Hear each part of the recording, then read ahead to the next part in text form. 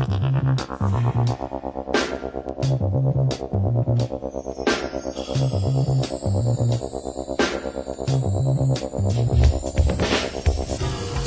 July the 9th was a memorable day for me. It also happened to be the day of the 2006 Calgary Marathon. I guess there are many things that could make this day memorable.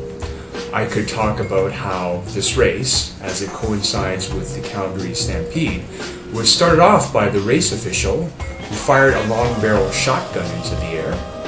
I guess I could also talk about how the RCMP marching band welcomed us into Stampede Park. I could also talk about the nice run through Calgary Zoo, which up to that point I had never been in before. I could also talk about the nice run along Memorial Drive and the point at which we had to bid farewell to the half-marathoners as they turned around. I could also talk about how excited I was when, getting to the halfway point in the race, I looked down at my watch and saw that it said 1:50. I could also talk about the turnaround point at Bonus Park when things started to fall apart for me. I could also talk about all the volunteers who were at the aid stations, and especially those who had sponges, and the realization that one can never be overhydrated during a marathon in the middle of July. I could also talk about how, when I finished the race, it was 4 hours and 22 minutes, and the little disappointment I felt that I didn't finish the race in the time that I hoped, which was under 4 hours. I guess I could talk about any of these things which would have added to that memorable day. But really what made this day memorable was what happened at the end of the race. For at the finish line were G&J and also JP&E cheering me on for the last 50 meters or so.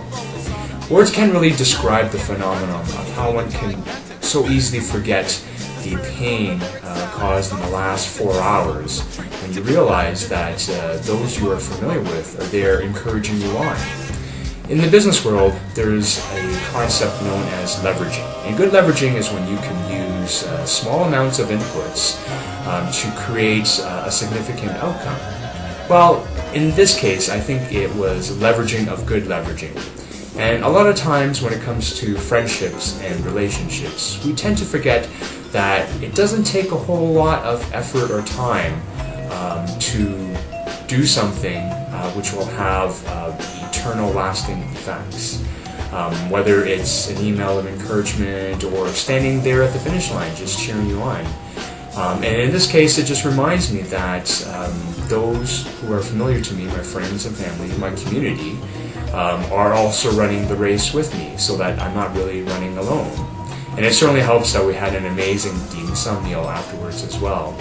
So what really stands out at the end of this day are not the blisters, which will eventually heal, not my blackened toenails, which will eventually grow back, and certainly not the excruciating pain of exerting myself for 4 hours. Those things will fade with time. But what stands out the most is just being able to spend those type of moments, those extreme moments, with friends and with family and with my community.